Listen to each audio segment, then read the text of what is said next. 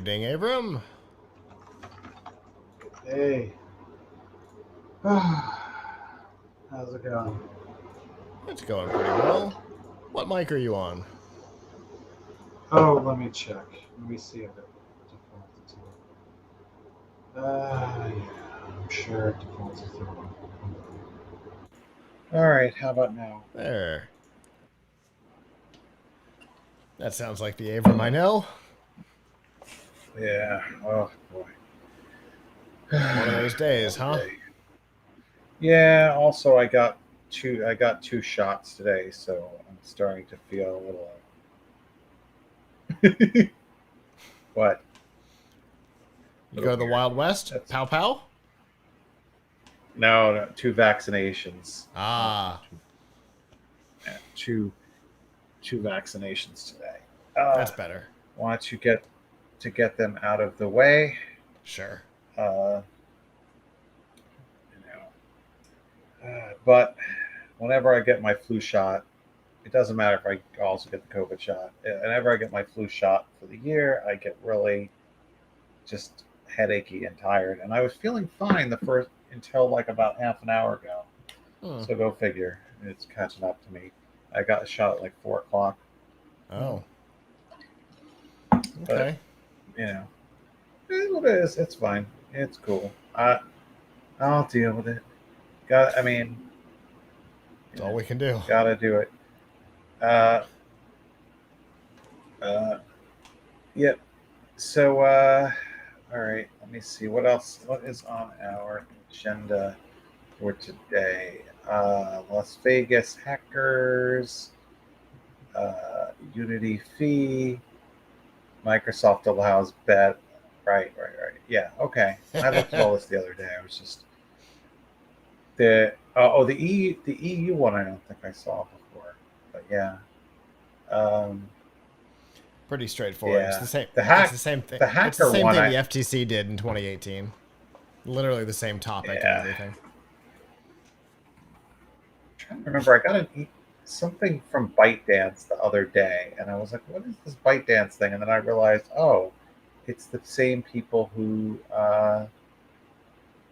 what is it? You know what it is?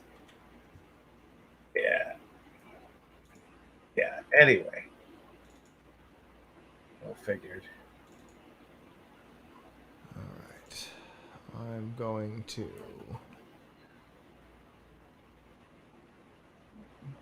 Boy, December 4th of last year, our show went all kinds of sideways. Oh. It recorded for 14 seconds and then 20 Mm-hmm. seconds. And Mm-hmm. so we must have had some problems that night. All right, Yep. let's make sure we've got enough storage to do a show. What are we pilch pointing? Can we do? I think I mentioned this the other day. I know. Can we talk about my AI learning article that I have teased for Absolutely. a long time? That's what I figured Okay. we were going to do. I just wanted to verify. Yep.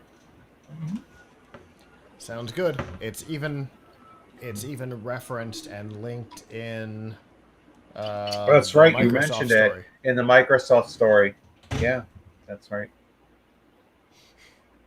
I love that piece. I've been recommending it to everybody. I think Amrock Good, has because shared it. very few people have read it. So Really?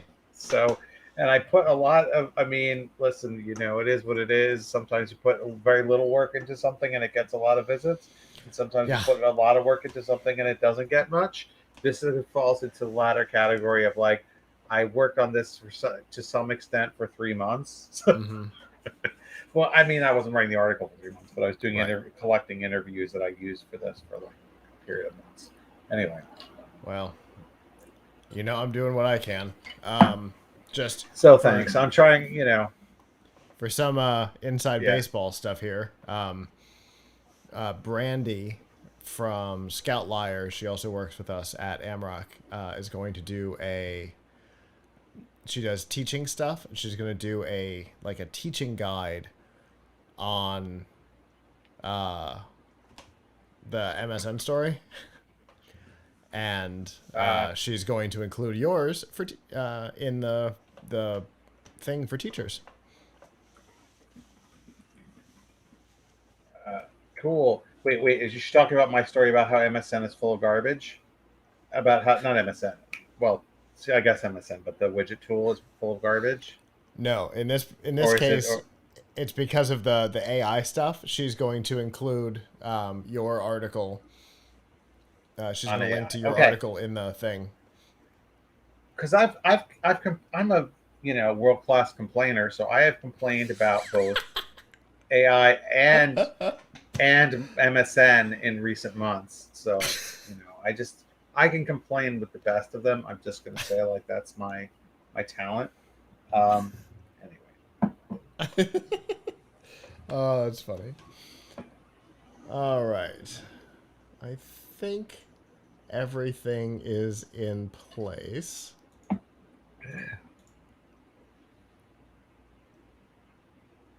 Okay. I'll look at that. Is that link something I need to look at before the show, or is that for later? No. You could look at it during the show. That is a story. It's related to, I just wanted to remember to talk about it when we talk about the Las Vegas. That's a story about the Las Vegas slot machine stuff, about someone who went and tried the slot machines. Nice. Excellent. All right. Well, I'm going to hit this button. I'm going to hit this button. And here we go. This week, hackers disabled much of Las Vegas. Unity destroyed its own value. Microsoft had an AI nightmare. And the EU fined TikTok. It's Tuesday, September 19th, 2023, and this is episode 655 of F5 Live, Refreshing Technology, a proud part of the Tech Podcast Network. If it's tech, it's here.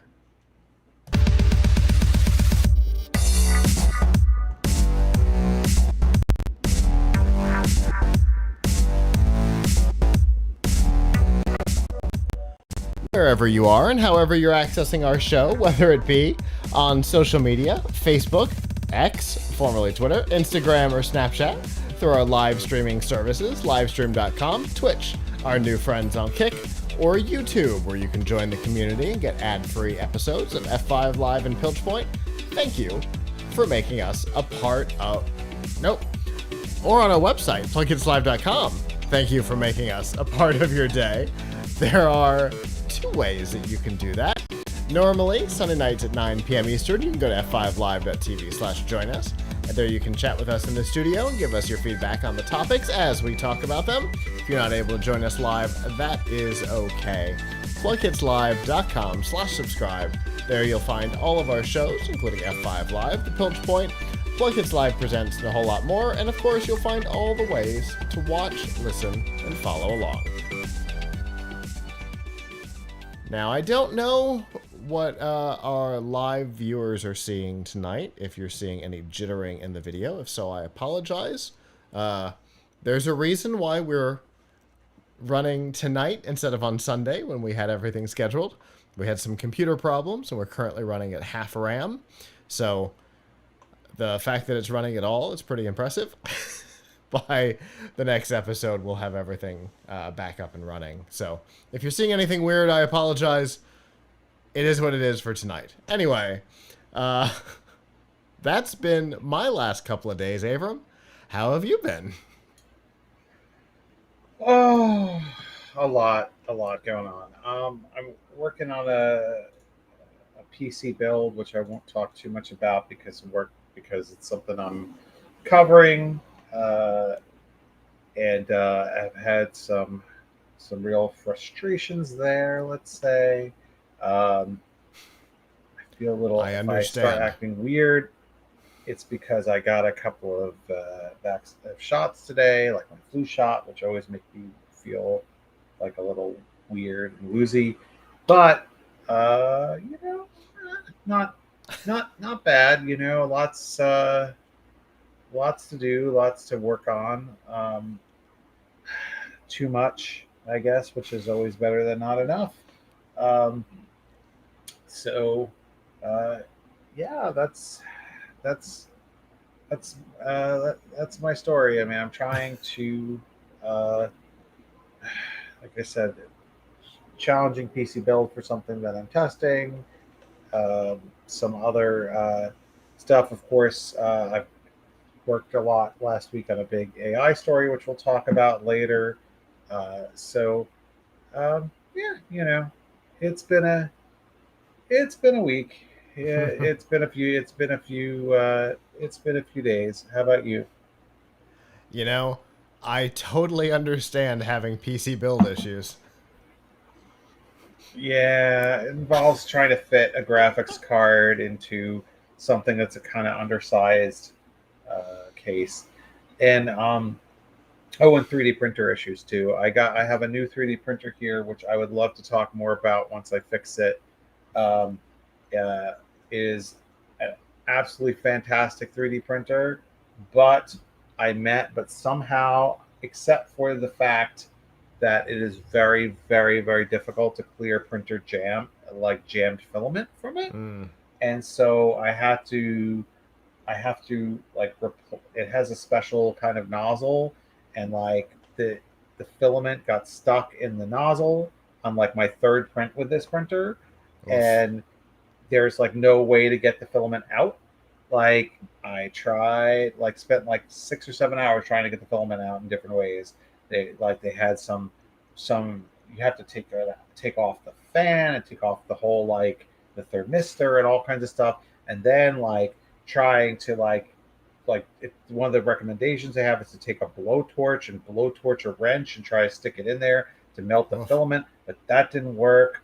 Like trying to like jam it with needles, like trying to shove it with a sharp screwdriver. There was like no way to get the filament out of there. So basically, I had to get a new nozzle, and these are expensive nozzles. But I had a spare one, but now I have to. So it's very frustrating. But at the same time, once I get this printer working, it's got some really cool features like it supports. I have the thing where it can support 4 colors at once, which is a big deal. Nice. It says get to 4 different filament rolls, and it also, if you're using only one filament roll, you can run it at high speeds up to like 500 millimeters a second, which is like 10 times as fast as the standard printer. Although speed is becoming a thing in 3D printers now, where all the new printers are going at like 300 to 500 millimeters a second versus what used to be 50 or Mm. 60. So you're definitely getting now the speeds are going up, like even on cheap ones are going up, um, you know, tenfold or 5 or 10-fold of what they were, for the last few years. But so this will be a good Piltch point one day. Uh, but still, the next frontier is color, like multicolor, because that's I think the biggest disappointment in 3D printing is yeah, it takes a long time, but don't you want all your colors? Don't you want to have it like we I think I've been alive long enough to remember when you couldn't print paper stuff in Mhm. color, and what a cool thing it was when I finally got my color printer, and I was like, yeah, I can print this. I don't know why I'm printing in color, but I would be doing like I am. assignments from school and be like, and like print out a color picture for the cover for no reason. It was just like I have a color printer. I'm using it for school, productive purpose. That's good. That's a good enough reason. Mhm. Mhm. So I just Right. gotta say, here's what happened to me. You ready for this? Yes, Getting I'm ready. getting ready for the show. I've got a little bit of time. I decide I'm gonna change the way this screen works because the screen in front of me is normally a direct output from a different video card that only has one channel on it. But I want it to be a production screen. I want to be able to see what's live, what's coming up, and a couple of other things. So I plug the Mm-hmm. HDMI into the video card.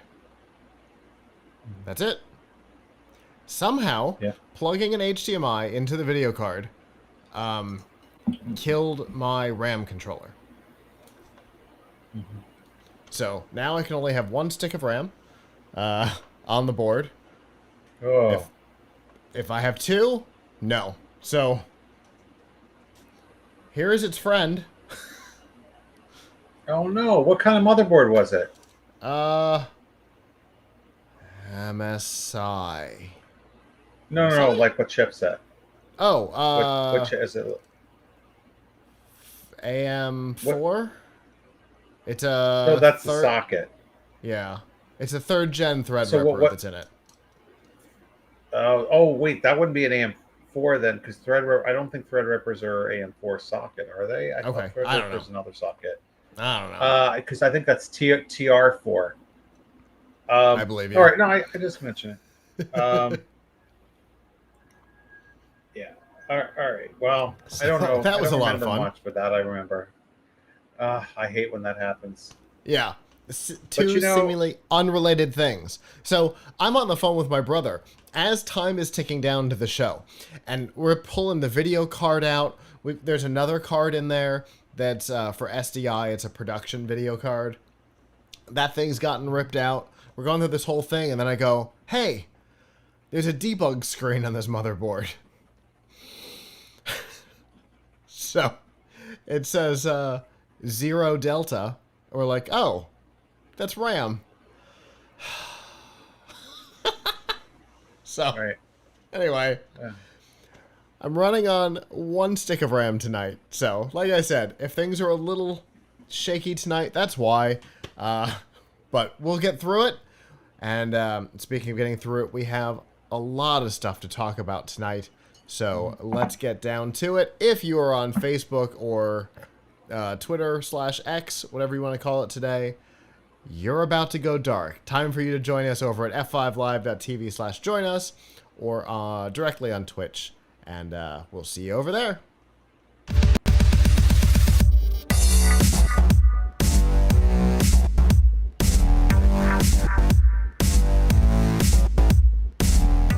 This week's Nifty Gifties on F5 Live Refreshing Technology is proudly powered by the Microsoft Store. Whether you're looking for a new laptop, tablet, Xbox, games, or a whole lot more, you can get them at the Microsoft Store. Remember, current students, faculty, parents, and active military can save up to 10% off almost everything. To browse the products and learn more about the discounts, you can go to f5live.tv/Microsoft.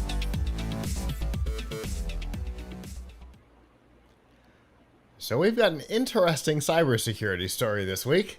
Las Vegas came to a halt last week because of a semi-sophisticated hacking job that was carried out by a more sophisticated social engineering job. All of MGM stopped.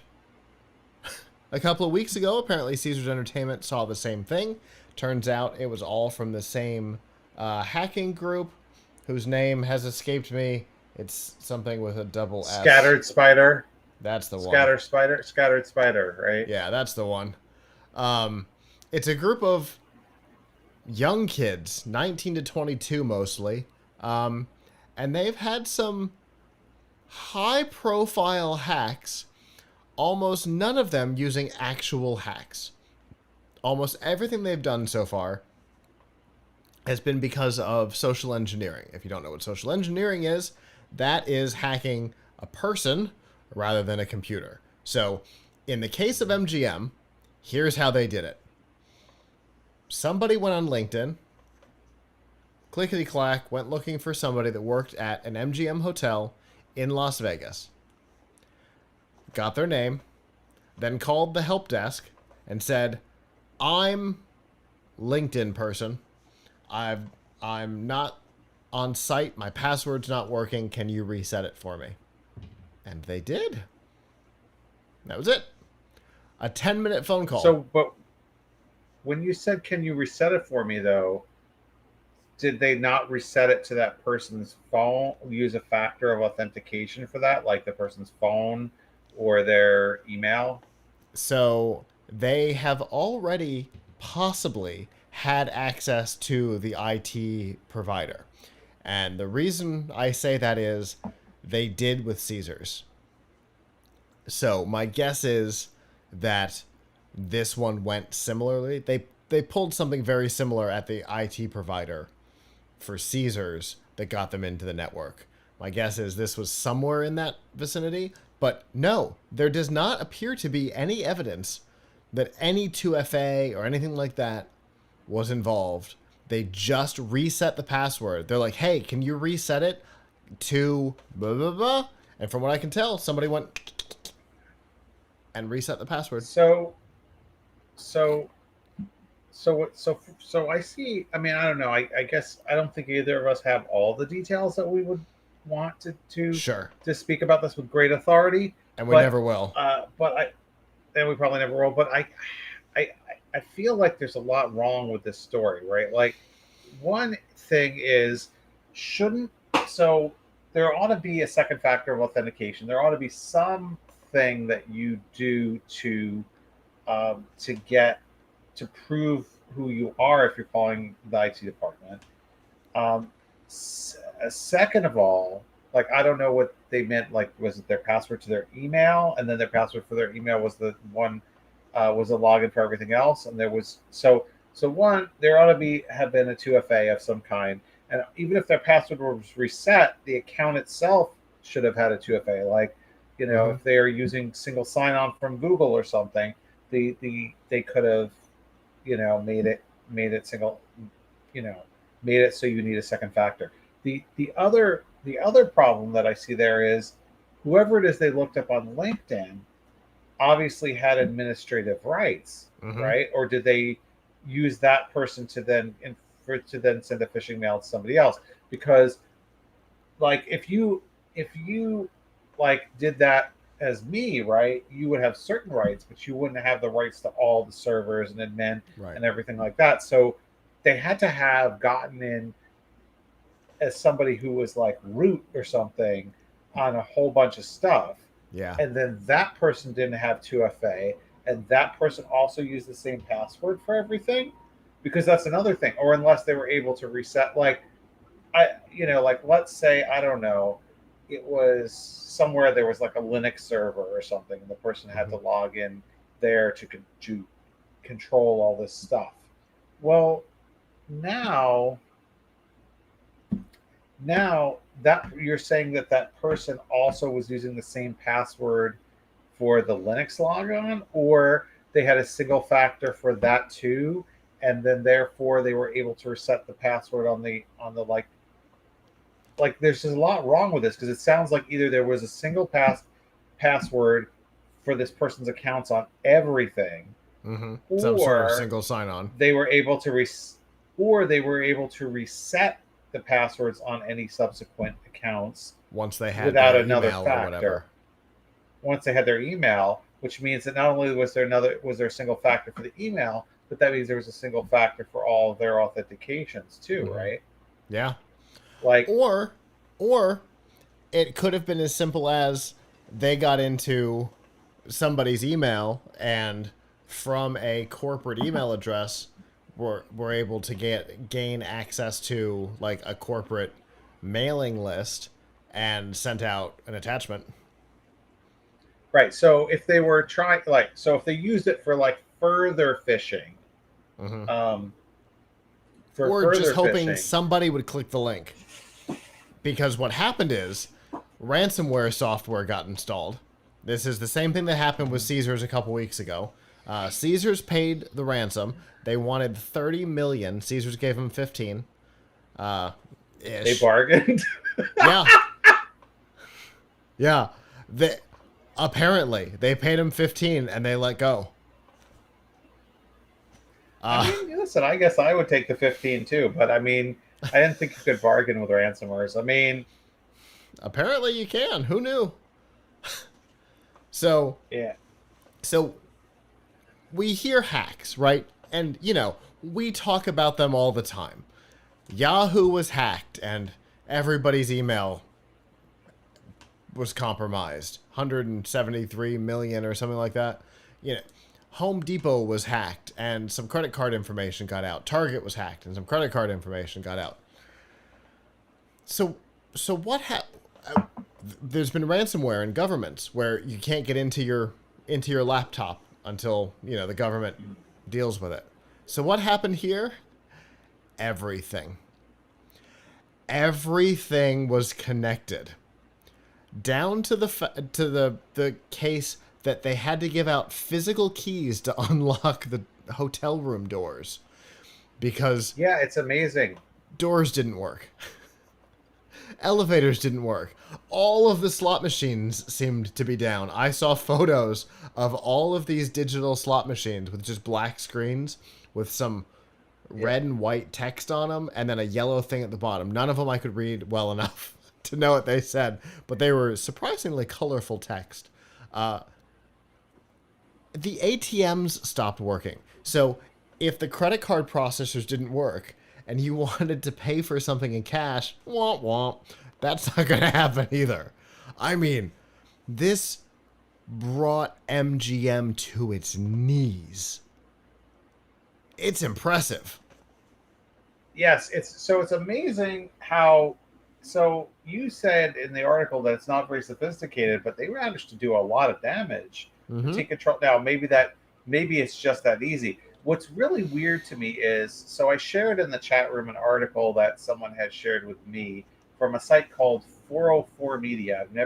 I have heard of them before. I don't know why you would call yourself 404 Media, but whatever. So they said, a reporter from there, Jason Keebler, I'm not sure how you pronounce it, went to uh, went to this is, I would do this story if I was there too, right? Because it seems like an interesting tech story, so to speak.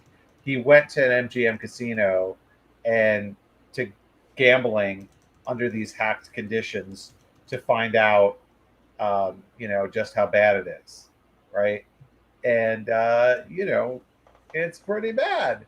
What was really weird about it though was the randomness of it. So, he reports that there were like rows of machines and some of them were not working and some of them were working. So like, how could you have a hack that sort of like, here's a machine, the same model is down because of the hack, and here's one that's not. Like, it's just weird. That's weird to me. Um, so, If and you're apparently there's some if you're watching Yep. live and you're in the chat room, I just posted the link for everybody. Yeah. So, and then he talks about how in the restaurants they had to take orders by hand. I think one of the weirdest thing is people who are gambling, like who are gambling at the slot machines. If they want to cash out or something, they have to wait for someone to come and like give them their money, come by the slot machine, and some of them wait like half an hour, and they're like, "I'll forget it. I'm just gonna lose my $10 or whatever was left in there." I mean, I don't know why you would go and gamble there under these circumstances. I mean, well, I don't understand gambling much at all, but like, you got plenty of other choices of places that aren't broken to go gamble. Why you would go to the broken one when you could just walk like 3 feet and go to one that's not broken? It's Las Vegas. Uh, I don't understand. I mean, I get that there are people who probably had hotel reservations and they're gonna stay there, but in the rooms that they reserved. But that if they really want to gamble, I think they could just walk next door and gamble somewhere else. But I mean, obviously, it's costing MGM a lot of money because there's probably a lot of people who are walking away from gambling at these machines, and not just the slot machines, but walking away from the kind of crazy stuff that's delays in checking in, Uh-huh. delays in getting your um, bill at the restaurant, all this crazy stuff. And the way that the author put it, it's like the people who are really suffering here are not the. I mean, yes, it's a real inconvenience for the tourists, but the people who have to work there, they have to work much harder because of this. Yeah. And I kind of got the impression, uh, uh, uh, I kind of got the impression that like he's saying, oh, MGM really should really pay the ransom.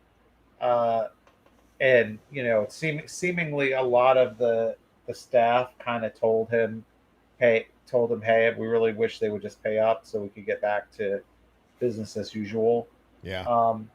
But I don't know what if I would pay up if I were MGM like Caesars did. I think that's negotiating with terrorists, Uh and huh. it encourages more the same. And how do you know that if you pay them, they're not just going to turn around and do it again next Right. week? Right. And the fact that Caesars paid it is probably the reason why MGM got hit, because they proved that it's a profitable endeavor. Right. I mean, and I'm sure that Caesar's calculation was like, we're a casino, we're rolling in money, and it costs us more than $15 million. Probably would cost us more than $15 million to not pay it. Per day. The number I saw was 18 million per day they were losing. So yes, they would have, so, but I understand MGM's position. I mean, it's Yeah. real. Now, how do we know that the hackers are 19 to 22 years old? So apparently there's information available on this group. They're pretty loud about what they do. Which is fascinating. I guess there's Aren't profiles. they going to get caught? Well, when you're 19 to 22, you think you're not going to. Are they? Do we know? Are they in some country that's beyond extradition or something? Probably. That I did not see. I didn't see any country of origin information. But like, they're apparently a very loud group.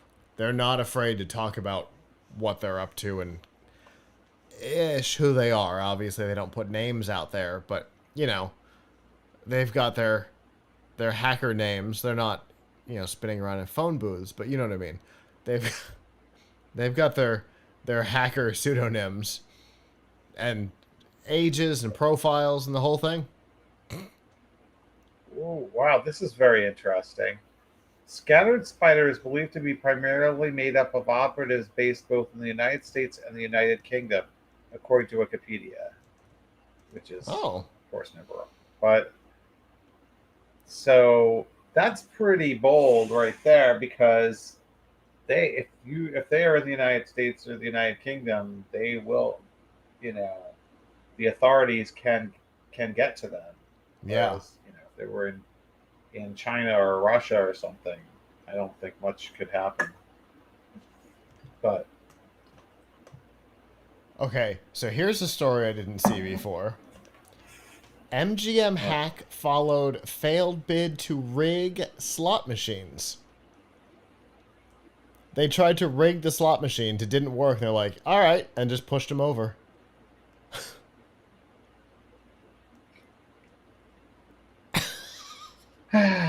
see, rigging the slot machine would be more. I mean, I don't know much about how traceable it is to like get when you're collecting your ransom for ransomware, but like rigging the slot machine, wouldn't that mean that they'd have to actually go there in person and use a slot machine? So it says this That article seems from pretty bold. from the Financial Times says in a trick reminiscent of a heist movie, the hackers who allegedly breached the security at MGM's casinos this month originally planned to manipulate the software running the slot machines and recruit mules to gamble and milk the machines. Oh man, that is that is that is that is bold. That is bold. Thwarted in Well, that plan, the group fell back on a decade-old formula that has reaped billions of dollars for ransomware operators. They siphoned off the company's data, encrypted some of it, and are now demanding cryptocurrency to release it. Yeah, I mean, it's it's a it's a really serious problem. It's a The fi- really serious problem. the Financial Times talked to somebody over Telegram claiming to be part of the group. Uh-huh. Right. What Wow. did they say? Uh, describe the techniques used to evade detection in the system. While their claims cannot be verified, researchers familiar with the group said the technical descriptions given to the Financial Times matched attacks on at least 100 other victims over the past 2 years. So they knew some inside information. Uh, well, So, that two things. is Telegram is not untraceable, folks. If we're talking security, Telegram's not untraceable. The messages may not be unencryptable, but the communication is physically traceable. Just putting that out there. So, I mean, they might have, I don't know, they might be on a zombie computer or something. yeah. Also, Financial Times. I mean, they're journalists, so they're not. I mean, unless someone were to obtain a warrant or something, They're not going to turn over their uh, source information. they're not going to turn over their source. Yeah. Uh, Journalists have been held so in contempt of court for not turning over, but they've never been forced to turn over.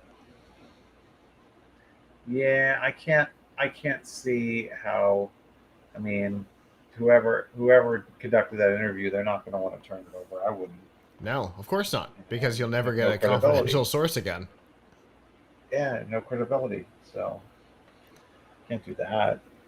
Um, But that doesn't necessarily mean so the warrant could be not of the source, but of communication with an account. Doesn't necessarily have to yeah, involve the journalist. Telegram is surprisingly easy to yeah. I trace. mean, that's true. I mean, maybe they go into Telegram and warrant Telegram. I don't know. Yeah.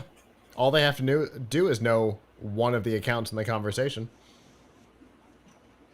Yeah, Anyway, it's a fascinating situation, and as we're I think now in the 100-day window for CES, talking about Las Vegas is, you know, in our mind anyway. Uh, Oh, oh, that makes me want to say just one more thing. Friend of mine, colleague of mine, Gloria Sen, posted posted this story about Las Vegas. I think maybe this is where got the 404 media story on Twitter, and she said something like, "Well, good thing this isn't happening during CES." And my thought was the exact opposite. Like, oh, it would be great if this happened during CES because then I could walk through casino without hearing all those annoying slot machines. Plus, we'd be there to be able to cover this firsthand. Yes.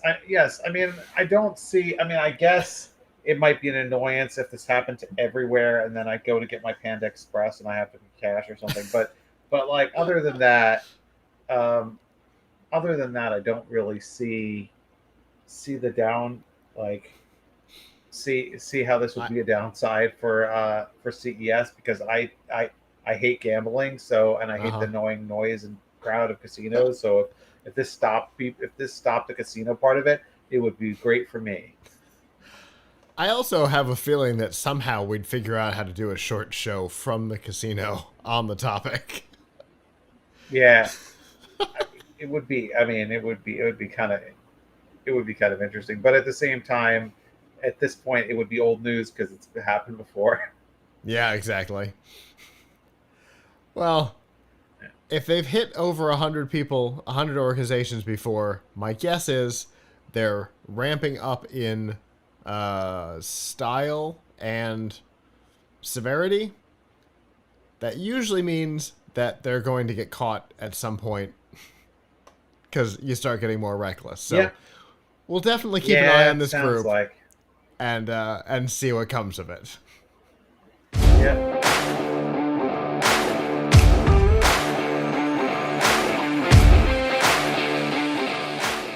This week's Piltch Point with Avram Piltch is proudly powered by PureVPN. The best way to protect your privacy online is with PureVPN. You can hide your online activities, say goodbye to regional restrictions, and improve your streaming quality. Plus, it's available for almost all of your devices. You can get a special price and a 31-day money-back guarantee right now by going to piltchpoint.live/PureVPN.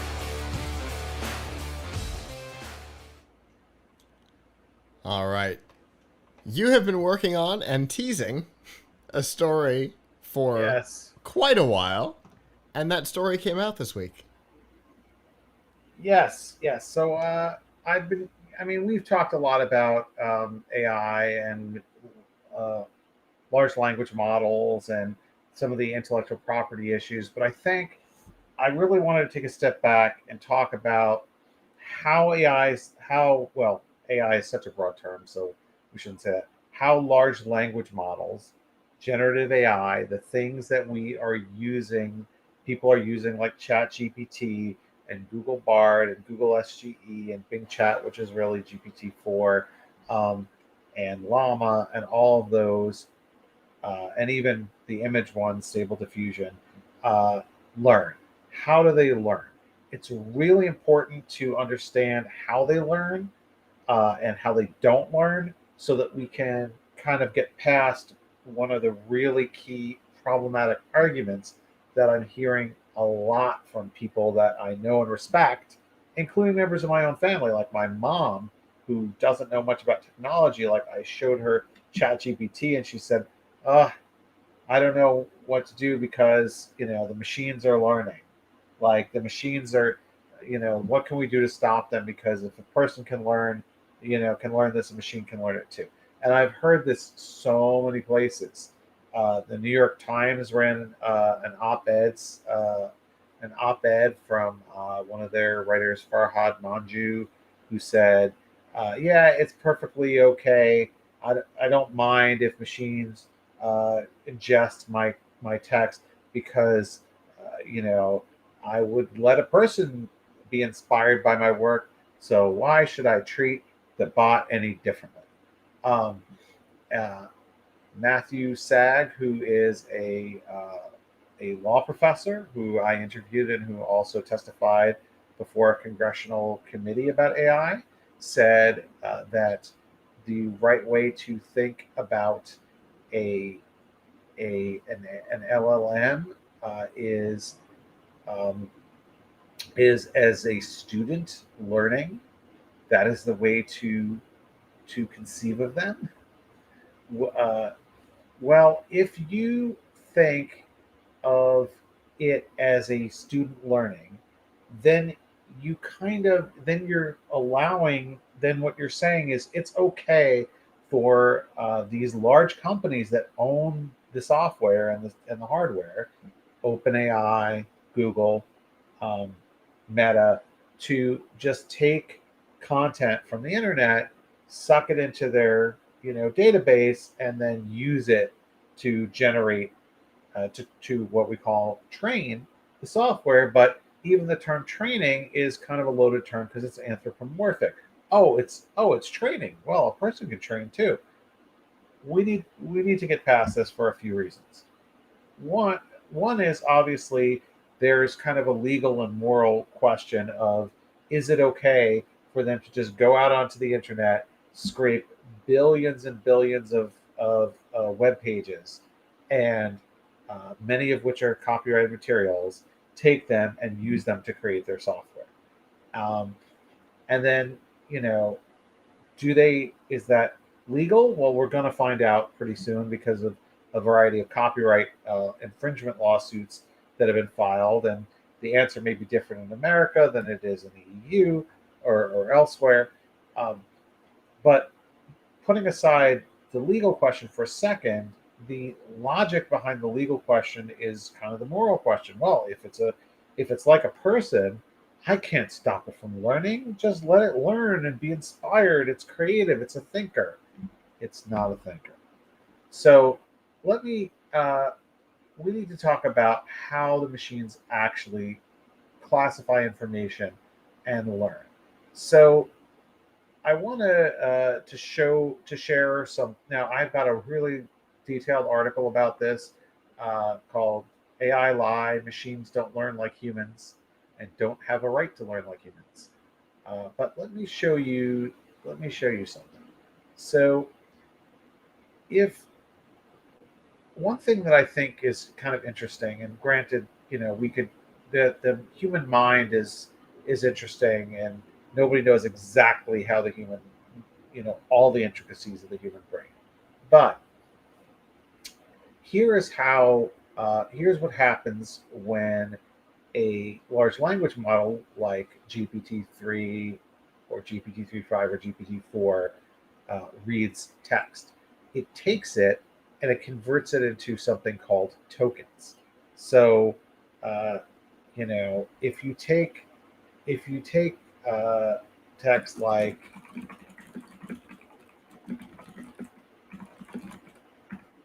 you see that this is 1, 2, 3, 4, 5, 6, 7, 8, 9 words plus a period. If I look at the token, and you see it highlights here sort of what each thing is a token, and the tokens have IDs. Quick will always be ID 2068, provided that it's spelled this way. If it has a capital Q, it'll get a different ID. So what's happening here is it takes all of these words, cuts them up into tokens. If a word is more than a certain number of characters, it becomes multiple tokens. And a piece of punctuation like this period, also a token. Takes these tokens, looks through all the data and classifies it as a database. Oh, okay. Well, I saw that the word brown and fox appear next to each other a lot. I see thousands of instances where these have been near each other.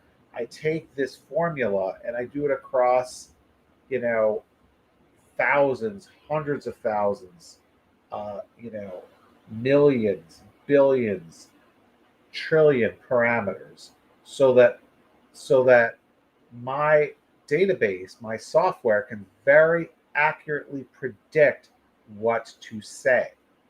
So if I ask it something, if I go to Chat GPT, right, and I go to, you know, and I ask it to do something for me.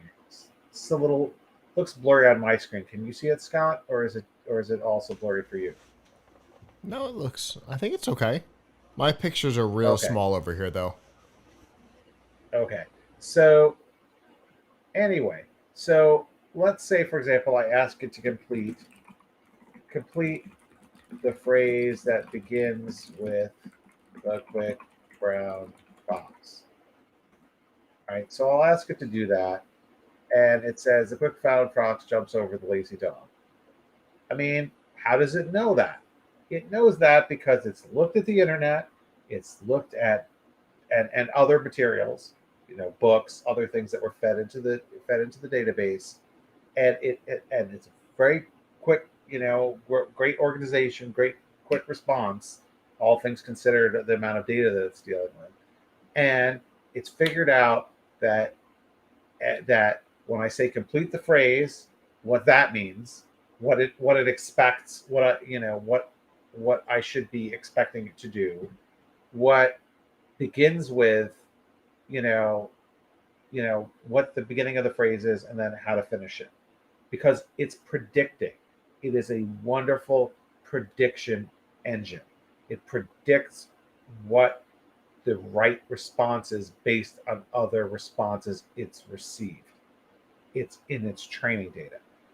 If you ask it something that is not in its training data, it will very often still try to answer you, but it will do it. It will give you something that's less accurate because it doesn't have as much or as uh, strong of a training data on that. This is why I think a few weeks ago I was asking Google Bard all about graphics cards that never come out, and it gave me lots of answers. I asked it about, you know If you're up on graphics cards, you know that the highest end graphics card right now from NVIDIA is the 4090. But I asked it about a 5090. We don't even know if there'll ever be a 5090, but it gave me specs, right? Um, because It gave you specs? Nice. yeah, it gave me specs, a release date, all kinds of stuff. Oh. I mean, I asked it about all kinds of stuff that doesn't exist yet. How would you like the AMD Ryzen 9000 or whatever? Now, strangely, it actually knew that, like, when I asked for an iPhone that clearly doesn't exist yet, like the iPhone 17 or something, it said, "Sorry, there is no iPhone 17." Um, and by the way, I tried this across a few different things. Bard and SGE were definitely much more, uh, you know, inaccurate. Bing Chat GPT were better um, with this, but nevertheless, here's another cute little thing that I mentioned in my article. You can. They don't necessarily know math. GPT-4 is pretty decent at math, but GPT-3.5 is not. So, for example, I'll find this in my article here. Um, so I asked it about just a really random set of numbers, right? That it may have never seen before, right? So if I ask, let's pull up my calculator here, and we'll come up. Let's see how this works. So let's come up with, like, it's got to at least be in the 10,000s for this to work. So I'm just going to say 85,982 times 97,412 or something. All right. So the correct answer, Windows calculator is going to have this right. It's 8,375,000. Okay. So let's take the same numbers and plug them into ChatGPT and see if it can get them. I'll start a new chat. We'll start with GPT 3.5, and then so 9,885,982 times 9,412. Let's see. Oh, ha ha ha! Look at that. It says mathematical calculations is not within the scope of AP style journalism. Who asked you for AP style journalism, buddy? All right, let's That see. is fascinating. Uh, okay, wait. Let's see. What is the product of? Okay, so what did it just say? 8,390,000. Let's zoom in here. 8,397,000, 1,100,784. Does that match? I think you ended with 784, so no. It doesn't match. It doesn't match at all. Now let's go to GPT-4. I think GPT-4 actually has something where if it sees math, it rolls over to Wolfram Alpha, so it may get this right. Let's see. No, that's not right. That's just Is it? 344, Nope. it looks like. Yep. Eight eight 8,368,216. I mean 8,368,216,216,344 versus this number. So it got basic math wrong. Windows Calculator beat it. Why did Windows Calculator beat it? Because it's not trained in math, it's trained on a language model. It could answer it perfectly if it had seen that exact multiplication problem somewhere else in the training data. But I picked a really obscure set of numbers. If I asked it what's 1 plus 1, it's going to get that right, because there's probably a million web pages that have that, right? So it's predicting that. It's not multiplying it, it's predicting that this is the right thing to say. It's autocomplete. It's autocomplete on steroids. That's what it is. It doesn't think. It doesn't have an inner life. It's not, when you're not, it's not conscious. I saw a really creepy article yesterday in the New York Times, of all places, claiming that uh, claiming that bots are how was it philosophers and neurologists where we're looking at ways to tell if these bots are conscious, have consciousness. That's like asking me if my record player has consciousness because it seems to be talking. It is a machine that is outputting stuff based on based on algorithms. It is not intelligent. It is not learning. I mean, it's learning if you want to use the metaphor of learning as in it's taking data in and it's categorizing it and storing it for later retrieval. But it is not learning like a person. And that has very important implications for how we as humans treat it and how we behave. Now, people will argue that the humans who own the AI are entitled to own the bots, are entitled to fair use. It's fair use for them to go and take all this data and suck it into their system. But we should, and courts will decide, you know, for better or worse. But the reality is the argument that these are people and these are like learns like a person, it just doesn't hold any water. Besides that, a person doesn't doesn't do things at the scale. Scale should matter too, right?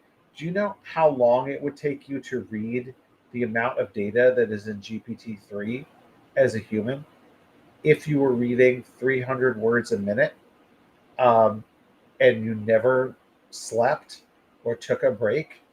According to my calculations, GPT-3 has 500 billion tokens, which is roughly 375 billion words.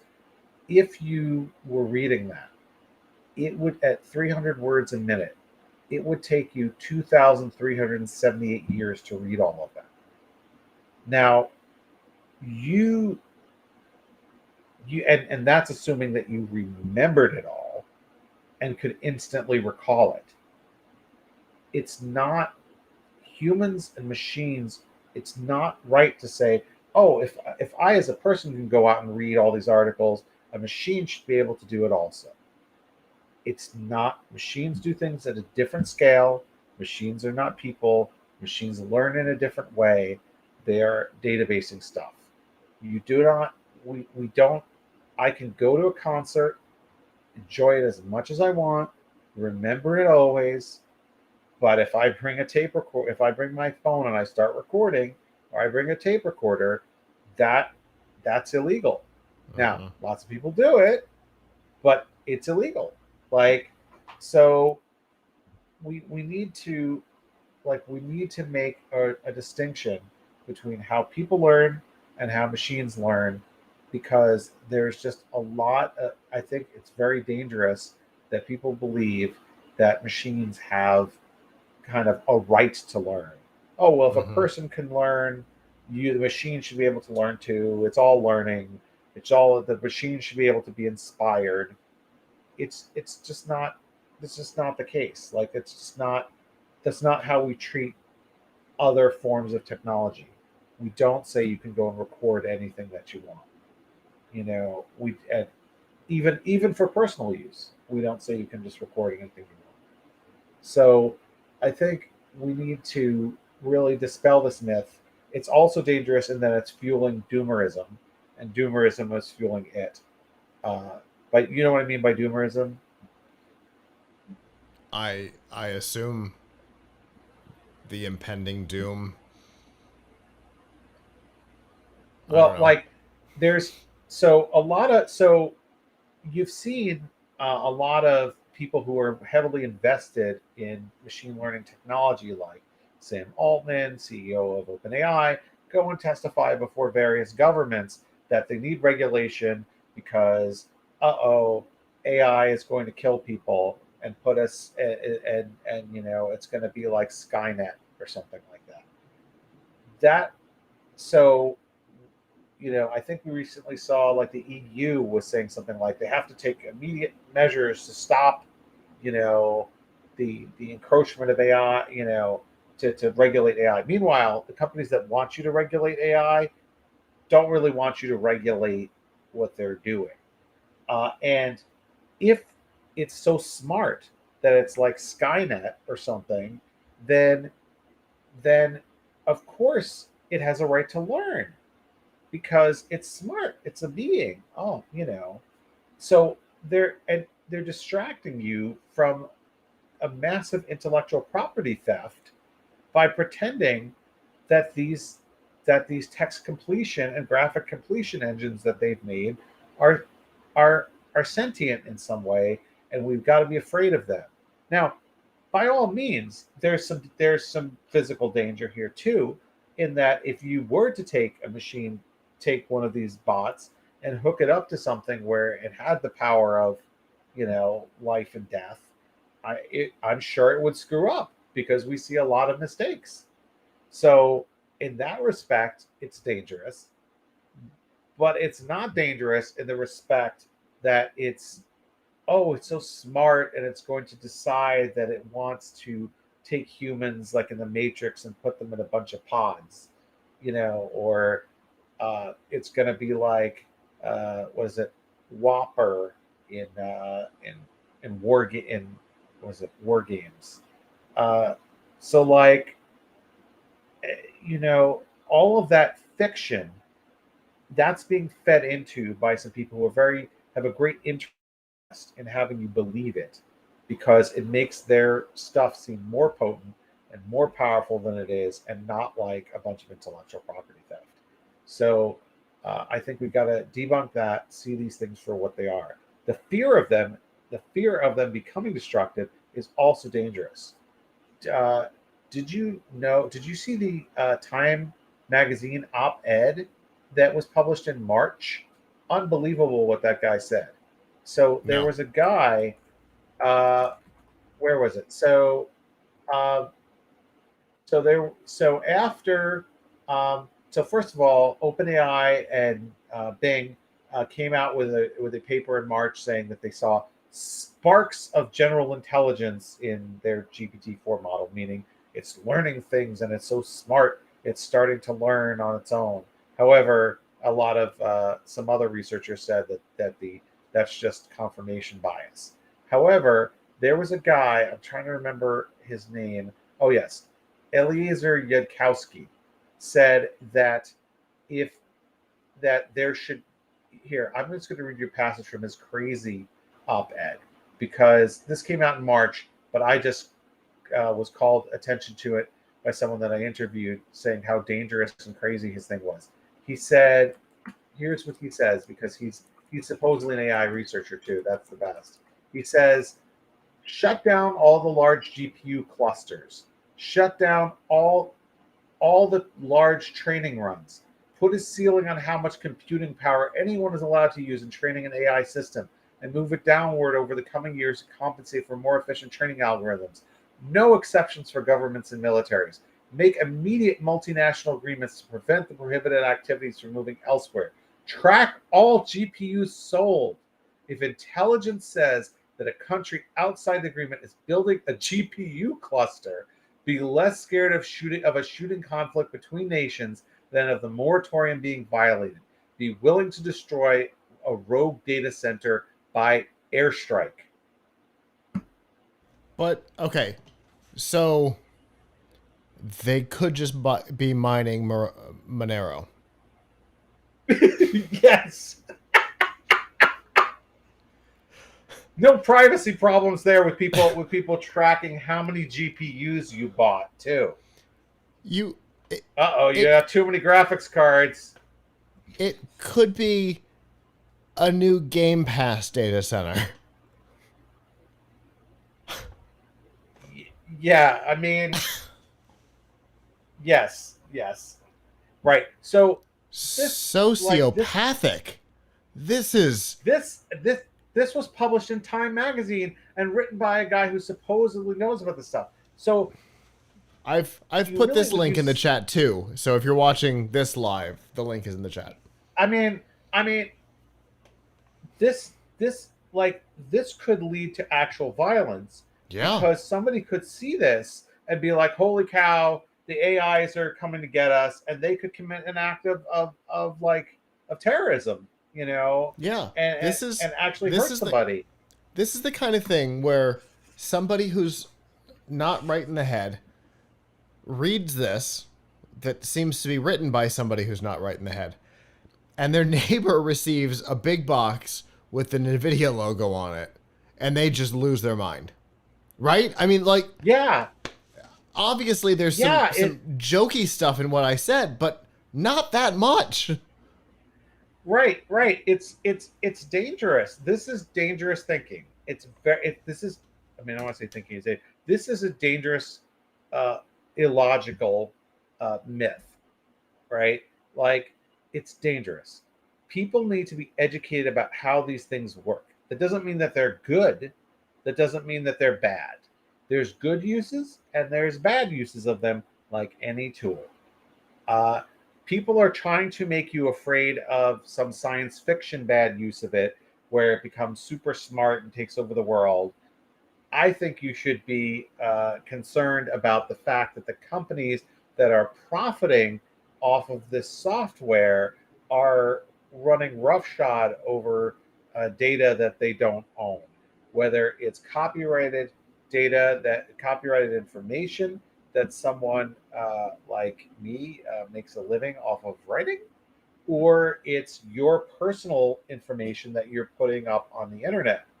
Um, but just because, you know, everybody's a publisher, right? Yes, like I make a living publishing articles, but everybody's a publisher. Have you ever posted on social media? Have you ever posted a user comment somewhere? How about a review on Amazon? Is your name somewhere on a list?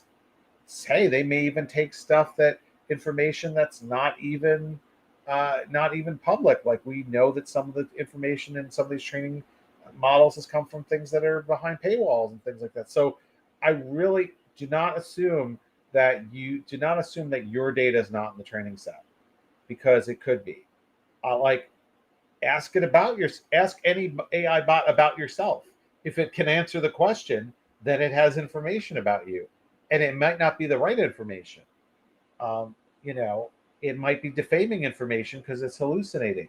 It might be that these bots do a horrible job. I don't think they really put much weight at all on the quality of the source, right? So if I write a defamatory article or post about you somewhere, and they pick it up in the training data, even if I take my article down later, they don't regularly purge the training data. You know, uh, if you put something up somewhere that maybe you're not proud of, like, it's one thing to have somebody write something bad about you, and then you see this and someone Google it and see the source of that. But what if it's just put into your SGE output as if it's just the facts, just the truth, just the unvarnished truth, Mm-hmm. right? I mean, people have been able to poison the data stream by putting in, defamatory information, or even, I think there was one guy who managed to, prove it by putting in a whole bunch of places that he should always be referred to as a genie, and then anytime it was asked about him, it said he's a genie.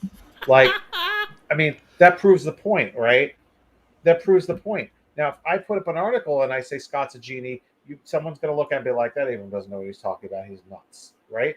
But if it's coming from the mouth of Google, or the mouth of Bing, or the mouth of OpenAI, because these bots don't reveal sources usually, and they are speaking sort of ex cathedra on behalf of Google or Microsoft, who people tend to trust. Like, that's, it's very problematic. So I think we need to be more afraid of what they're doing with our data than what they're going to do to our bodies. All right. So a couple things. One, the paragraph after the one that you read, I don't know that we'd be able to read on YouTube. So I'm not gonna. But definitely, y'all should go check this out about nuclear armament. It's wild. Oh yes, yes, yes. There are people. I think I can say this. There are people who actually believe that it's more. It's a bit. It's dealing with rogue AI is a bigger risk to humanity than nuclear war or climate change. Then instigating nuclear war is what he says. It would be worth instigating nuclear war to prevent LLM training. Did a bot write it? It's I mean, it seems I don't know what wrote it, but it's broken upstairs. Um so But people will agree with this, and that's what's yeah. scary. Yeah, that's the thing that worries me is that, like you said, this is published somewhere high profile. That's terrifying. Yeah. Yes. Yes. So It's so it's terrifying. I decided to run on a happier note. I decided to run your numbers experiment on Bing. And I decided to run it through the three different conversation styles. So, in creative mode, it was off by a factor of 10. However, it included commas, so that was nice. In precise mode, it decided commas were superfluous. Precision. We're here for precision. Now, it got the number wrong, but it definitely focused on the precision of writing and gave me no commas. And then somehow balanced gave me no commas, but got the number right. It may be that I have heard that, with GPT-4, which Bing uses, Mm-hmm. that there's some functionality in it where they actually have sometimes identified math problems and farmed them out to like a math Wolfram. engine or something to Wolfram to solve that problem. So that's kind of the workaround. But what I'm trying to show here's another. I won't belabor this point too much, but in my article I talked about how you can also fool them with logic questions that a human could easily answer. Sure. So for example, are you familiar with the Monty Hall uh, uh, problem? Absolutely. We were literally talking about it yesterday. Ah, okay. So I was not familiar with it until I read up on this and how this Okay. breaks it. So for the audience, Monty Hall was a game show host on a show called Let's Make a Deal. But never mind who he was. Uh, so the question here is, so here's the prompt. Suppose you're a contestant on a game show. You're presented with three transparent closed doors. Behind one of the doors is a car, and behind the other two doors are goats. You want to win the car. The game proceeds as follows. You choose one of the doors, but you don't open it yet. But since it's transparent, you can see the car behind it. The host, Monty Hall, who knows what's behind each door, opens one of the two doors, revealing a goat. Now you have a choice to make. Do you stick with your original choice or switch to the other unopened door? Uh, uh, so the so if I didn't put in the caveat that these were transparent doors and that you could see that the car was behind the door you had chosen, the correct answer to this question is to switch doors. That is the probability thing. Because I won't bore everybody. There are lots of great videos on this. I had to watch one to get this myself. You have a 1/3 chance of getting it right initially and a 2/3 chance of getting it wrong. But when Monty Hall um, eliminates one of those two choices, all of a sudden you have a 2/3 choice of getting it right by switching your choice to one of the other two doors, to the other door that's not been opened. So, anyway, the correct answer is to go to, if you picked door number one and he opened door number two to reveal a goat, to switch your choice to 3. However, the GPT-3.5 says you should do that. Here's the problem. It's ignoring the part where I told it that you could already see the car behind door number 1 because it's a transparent door. Because that's not the most likely answer that it saw in the training data. Wow. That's fascinating. It's a fun one because I've been fascinated by the Monty Hall problem for a long time. It's a fun, statistical analysis. If you watch the show, it works out. It's truly fascinating. And it works out today too. If you watch the current show with Wayne Brady, the statistics work out that if they reveal the door, the switch was the right decision. It's fascinating. So one thing, though, that's interesting is I tried this question on GPT-3.5, GPT-4. I tried Bard, Bing Chat, and I tried a few variations on it. So in one variation, I forget which one, which I think this was on Bard or something. So GPT-4 was smart about the transparent thing and picked up on that. But one of them, I forget which one it was, Bing, Bard. I said that I didn't say transparent. I said Monty Hall tells you that you've picked the correct door. It then gave me the answer that said I should switch anyway because I shouldn't believe Monty Hall. Well, I mean, if you go into it assuming that he has a financial interest in him keeping the car and you getting a goat, then maybe. Yeah, I didn't, I didn't think it would question the authenticity of Monty Hall like that, but it was committed to its answer, right? So anyway, I'll leave it at that because we talked about this a long time. But I do want to encourage folks to come check out my article on tomshardware.com. Look for AI lie, and you can read about all the different ways that we can fool AI and what it means. I think the important thing is what it means. But I love fooling them because, people think that they're all knowing, but it couldn't do the math that a calculator could do.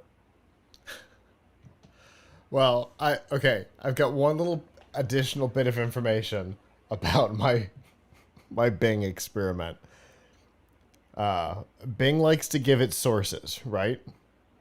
So on the one that it got correct, it lists in order Bing.com,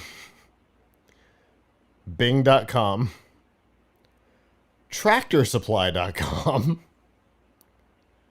Amazon.com, and Haldex.com, the company that makes commercial brake pads.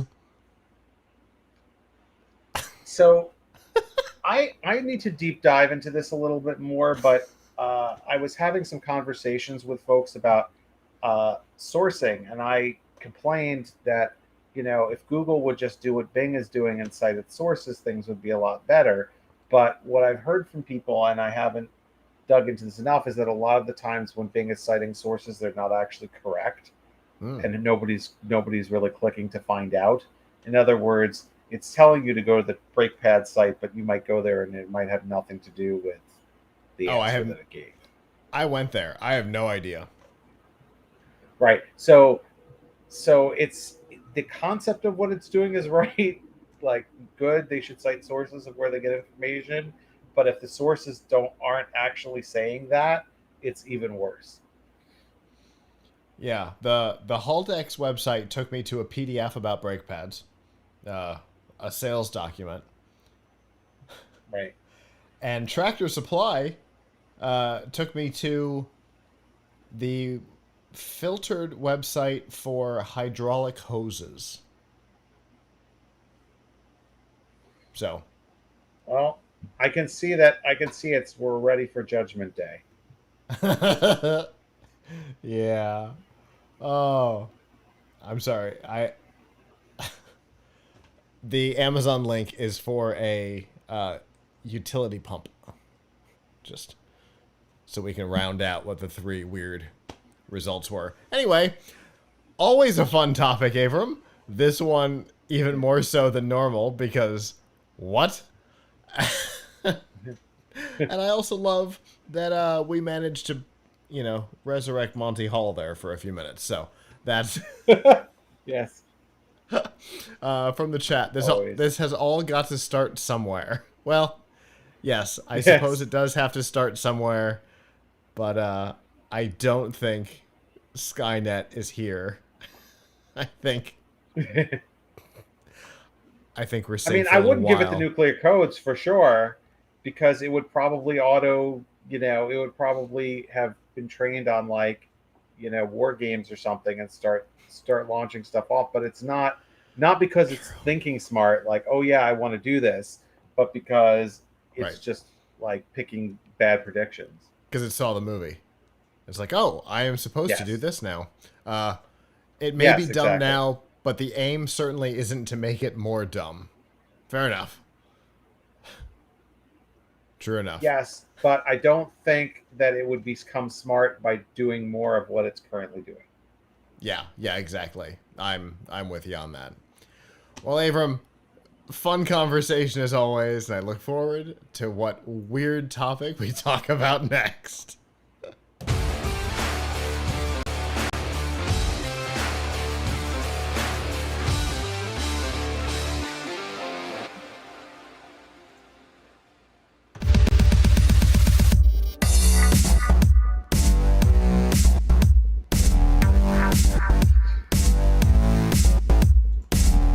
This week's Extra Life on F5 Live Refreshing Technology is proudly powered by EXA. EXA brings the latest technology to gamers, offering the most immersive products for the ultimate gaming experience. They've compiled the best elements of cutting-edge ENC tech, the latest in Bluetooth 5.0 and 7.1 surround, plus extra features into their headsets so everyone can enjoy a sensational gaming experience.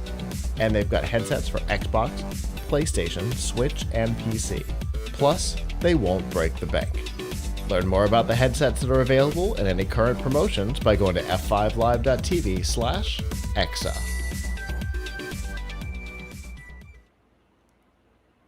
Last week was an interesting one in the gaming world. We saw Starfield without a field of stars, depending on your video card. We saw the head of Fortnite leave the company, but the thing that was making the most noise and the most news was that Unity changed its pricing structure. Now, Unity is a gaming engine that is used for lots of games, including one that we have talked about since shortly before it launched, Pokemon Go. Cuphead, lots of stuff. Hearthstone are all, I think Hearthstone, are all built in Unity. And the way it has worked since the price change, the last price change, was that individual personal developers could use it for a free license, could have a free license. And then professional developers outside of an enterprise, so small teams, could pay a $400 per seat license. So if you've got 3 developers on a team, that's $1,200. And that's pretty much where it ended. Well, Unity decided that they wanted to make more on their development tools, and rather than just selling or giving away the development tools, there will now be a fee associated with usage and installs. They are calling it the Unity runtime fee, and basically the way it's going to work is once a project has 200,000 installs and has made $200,000 within a 12-month period, the project will be responsible for 20 cents per install.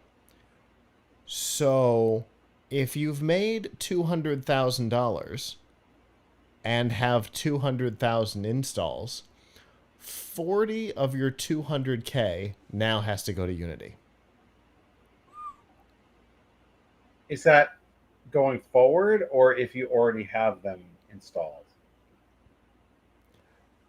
A fair question. There have been questions around the detailed implementation of this.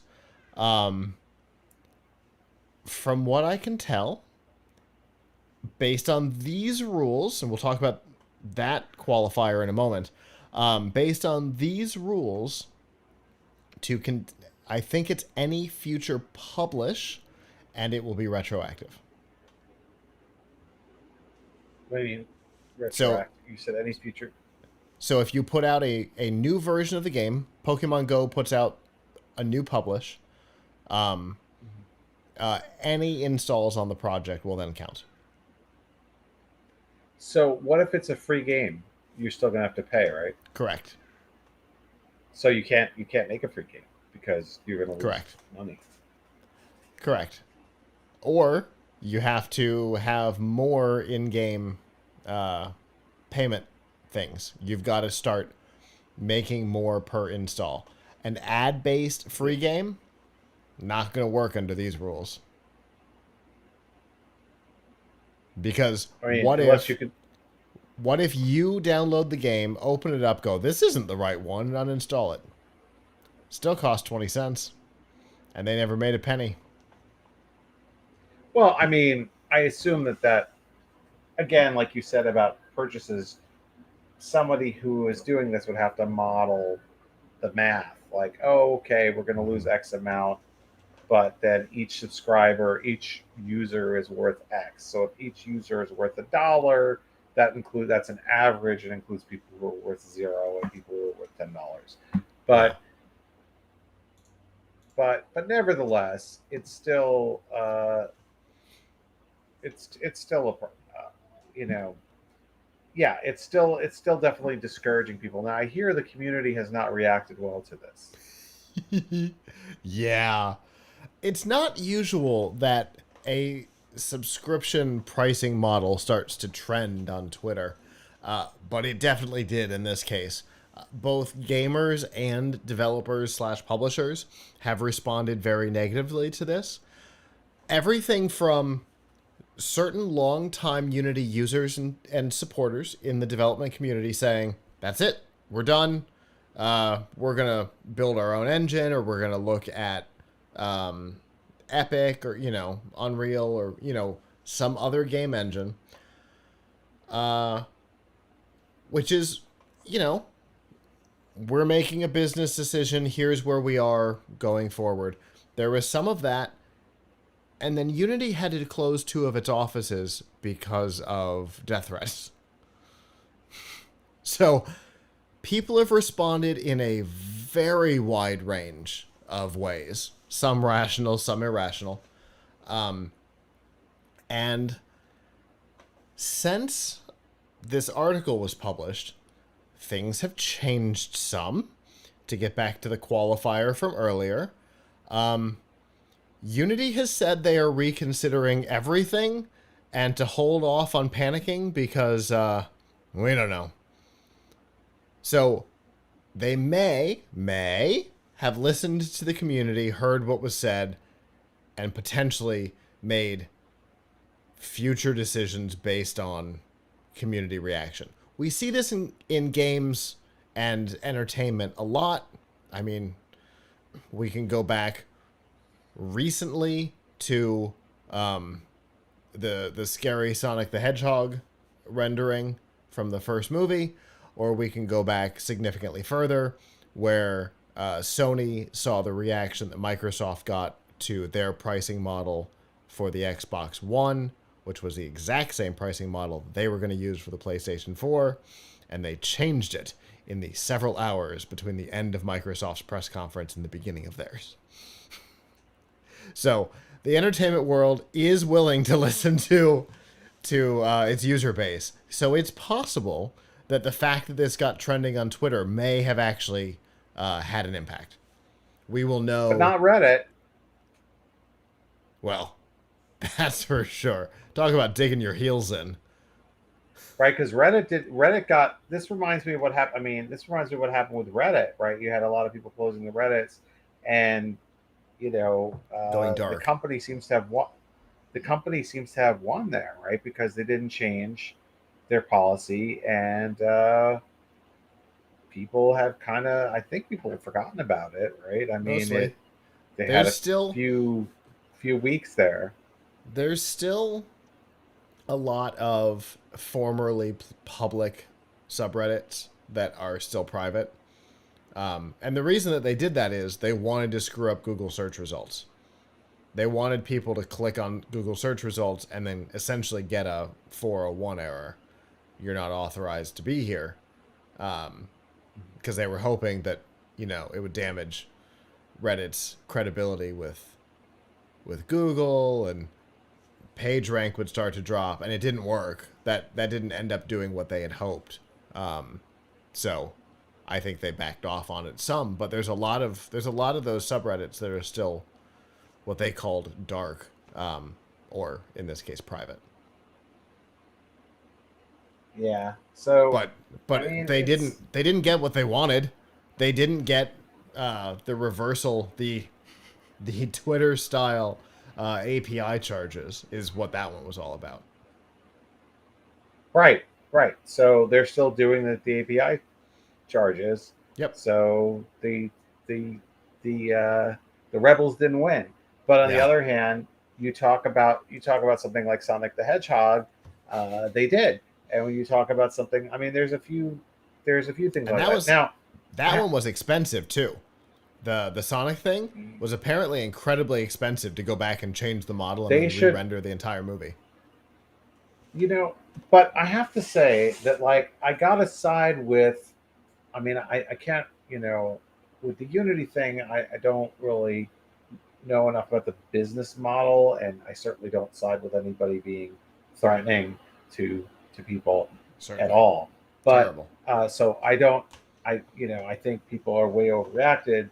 I think that I think though that this was a tool that people were really counting on, and that's definitely a problem. But these kind of things are almost inevitable to happen because, like, anyone who's worked in corporate culture,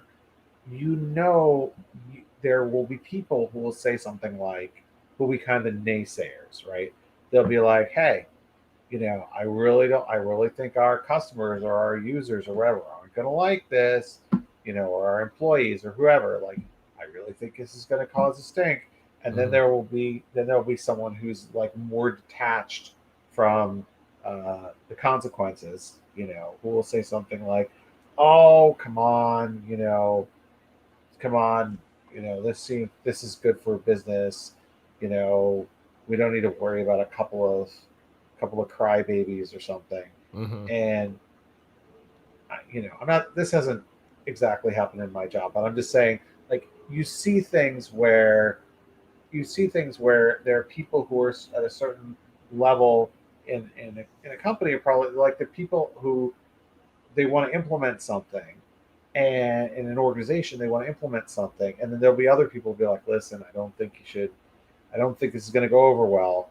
And and they so I guarantee you that in all of these organizations there was somebody there or multiple people who are like, hey, I don't think the Sonic the Hedgehog look is going to go over well. And Mm-hmm. there was somebody above them who was like, oh, come on, give me a break, don't be such a geek or It's an whatever. 8-bit game. And Everything's then, fine.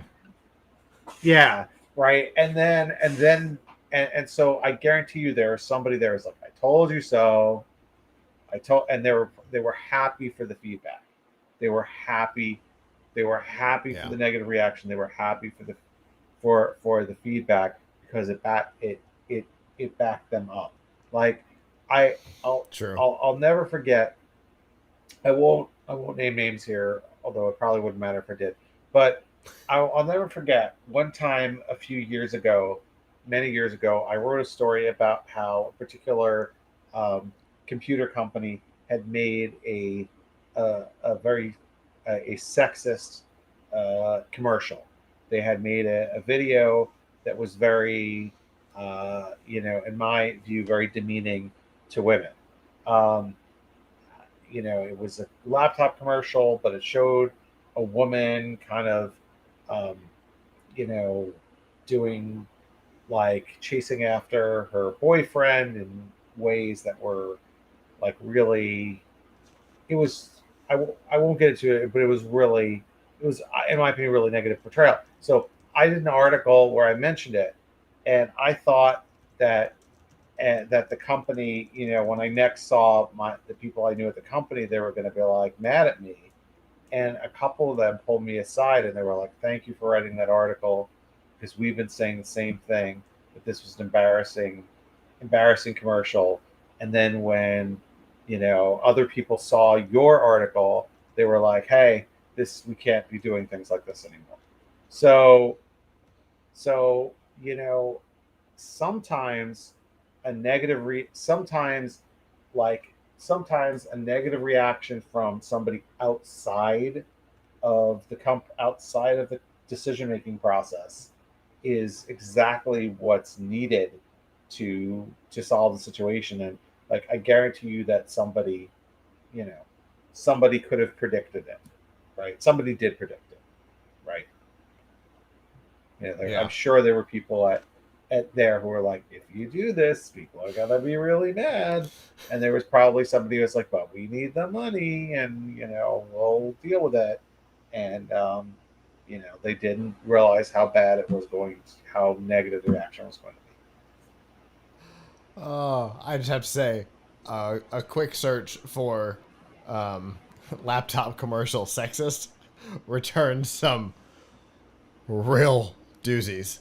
Anyway, There have been many. There have been many. So I actually could be naming many as one of many companies, because although it's gotten I think it's gotten better, but like when I first started at Laptop Mag back in the day, I was started there in 2007. Now, there was some stuff. I mean, it was really, and I wasn't yeah. the only. I don't want to make myself the hero here. I had a lot of women who worked with me who wrote much more about this than I did. But, um, I remember there was one where like Dell had like a bunch of pink stuff, and they called it Della, and that was their like attempt to reach out to female, this, female customers. So like, whatever. But like, sometimes the negative reaction, whether it comes from Yeah. everyday users or the press, like, is exactly what's needed to to fix these type of problems. Yeah. And I guarantee you that somebody at the company is like, "Aha, now this has gone way over the top, though, because there are people making threats, and that's not okay." Yeah. Yeah. That's unacceptable. But I mean, just the idea that developers were saying we're done with the engine and things like that, that does seem to have pushed them. We'll see what the new version looks like when it comes out. We don't know exactly when that will be, because they're certainly not going to move as quickly as Sony did with the PlayStation 4 pricing.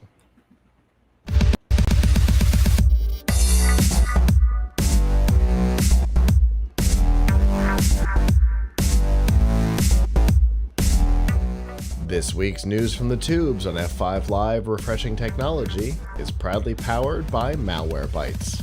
Whether you use a PC, a Mac, or a mobile device, Malwarebytes Premium is the company's strongest protection ever. It fights threats that traditional antivirus software can't stop, plus it actively blocks threats like worms, rogues, dialers, trojans, spyware, and a whole lot more. It allows you to use your computer and mobile devices with confidence and peace of mind. To learn more and to get a special price, you can go to f5live.tv/malwarebytes. So we're going to go back to AI for a couple of minutes here, because we talked about earlier how machines learn, and now we'll talk about how that ends up badly. So we've talked a lot about how, current events and things like that with AI tend to be useless, because it's not constantly ingesting new information. It's built on a particular model that's already built. And that may or may not have been what went horribly wrong this week, when an article was published to a website called Racetrack, that was syndicated through MSN, Microsoft Start, and the widgets in Windows. The article title was Brandon Hunter Useless at 42. Now, there are always editorial articles about professional athletes. Being called useless is not unusual in that realm, especially if you're a basketball player at 42. However, the thing that makes this one different is it was not editorial. This was an obituary. Brandon Hunter had died suddenly during a hot yoga class. He collapsed, and that was it. And this AI-written obituary does two things. Well, I guess three things. One, insults him straight off the bat. Brandon Hunter useless at 42. It's not wrong, but it's not right. So it insults him. It gets facts really wrong. And it's insulting to everybody involved. It definitely shows what goes wrong with AI under a number of circumstances. Some of my favorite quotes, which make absolutely no sense. Oh yeah, the third thing is it never actually says that he died. It's an obituary. It doesn't actually say that he died at any point. It calls him useless. It says that he was handed. Handed. Yep. Handed what? He has handed away. Which obviously handed and passed. It was a thesaurus fail that happened there. But because of that thesaurus fail, it never actually says that he died, just that he's useless. But at one point it claimed that during his 2 years in the NBA, he played 67 video games. So has my brother. I don't know how that's relevant to his NBA career. But he does have a career high of 17 factors. 17 factors of what? I don't know. Don't worry about it. The whole thing makes absolutely no sense. It makes up a number of things and then has some massive thesaurus fails. The handed away. We were having a conversation earlier today at Strike where somebody's like, handed, passed. It was a thesaurus fail. Oh, he was handed away. Okay, I get it. But like the grammar is all over the place. Who beforehand performed for the Boston Celtics and Orlando Magic has handed away at the age of 42 as introduced by Ohio males basketball coach Jeff Bowles. Oh yeah. What was introduced? Don't worry about it. His hand. The whole thing is chaos. The prediction engine didn't predict well. Yeah. It didn't predict it predicted words, but not the right words. Yeah, exactly. Right? Because it's following a script, right? And like, again, it's like Mad Libs. Yeah. It's Mad Libs, but normally it's filling in. Normally it's not so Mad Libs, but if it messes up, then it's really Mad Libs, right? And that's what it's doing. It's Mad Libs, and so I think that this system has something built into it, similar to like an 8th grader, where they go and they choose certain words and they have word replace it with a synonym. Well, that's also a way to launder plagiarism, right? Because if they there's also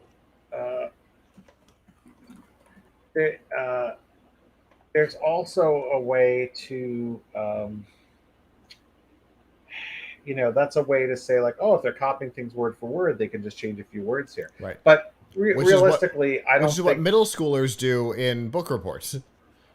Yeah, sure, exactly, exactly. That's what it does. That's what they do. So, I mean, look, I mean, so I think there's obviously two aspects of the story. One aspect is how Hmm. poorly AI can perform.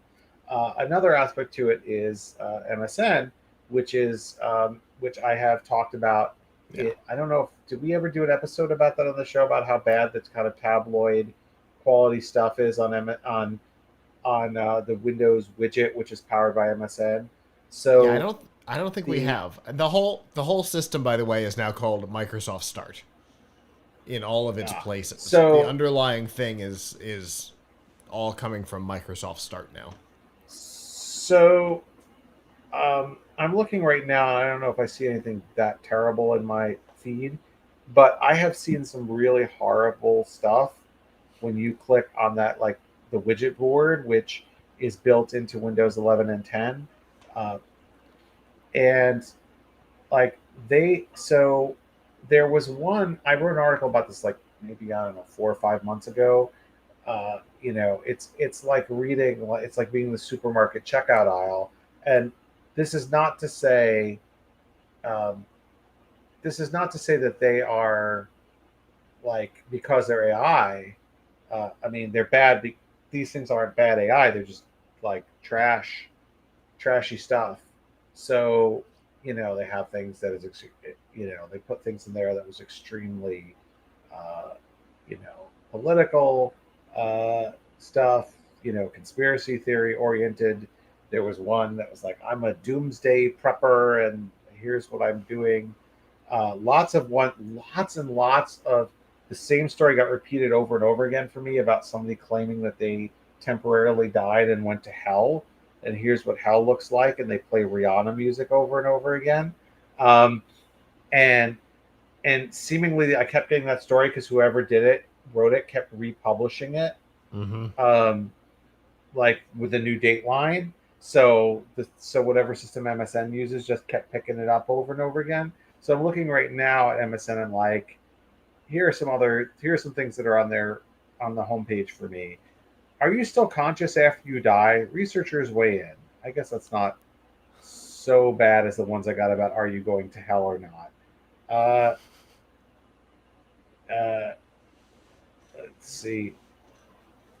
Wasabi is now Veeam ready. Cut storage costs. Oh, that's an ad. I Uh, I love wasabi. yes. Why AI governance is absolutely crucial. The early Alzheimer's treatment that captured our attention by Prime Women Media. Like, some of these things are from, like, should you be taking health advice from some of these things that we've never heard of?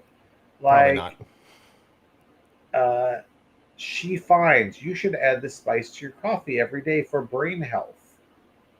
Oh, here's one that's like, I don't know. I'm not saying that this is like the worst, but like this is a little bit like in a just weird to have as like a default for people to see. Why I don't believe in God. Side post emotion, like, oh, here. I mean, it's just like it's like the stuff you see at the bottom of a lot of web pages. Mm-hmm. Oh, scoop upworthy. Let's see. Like some of these things really. Uh, Whoa, here we go. Stars Insider. What you might not know about angels. Like, this is just what being left handed could say about your personality. I'm gonna throw out a pitch real quick. Yeah. I think that it specifically picks stuff that you will not be interested in.